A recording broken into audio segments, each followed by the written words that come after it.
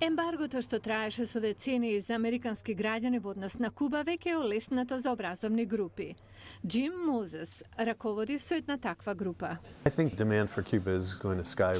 Мислам дека барањата за патување во Куба нагло ќе скокнат, зашто досега не можевме да понудиме многу такви програми, а интересот беше голем. Фармерски групи од САД велат дека изземањето од ембаргото им дозволувало извоз на храна и лекови, но тоа сочинувало само $350 милиони од вкупно увезената храна во Куба од $2 милиарди. Сега се надеваат на поголем извоз. Ова е Дейвид Салмонсен од Американската фармерска федерација. Имаме предност заради близината. Нашиот најголем земјоделски извоз оди низ пристаништето во Њу Орлеанс, што е на помалку од еден ден пловидба од Куба. Ние сме најблискиот голем производител на храна за Куба.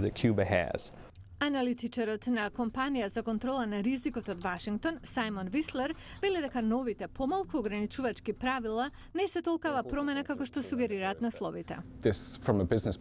Од гледна точка на бизнисот, промената е символична. Одлуката за намалување на рестрикциите на трговијата со Куба предизвика лутина и демонстрации во некои кубанско-американски заедници во САД.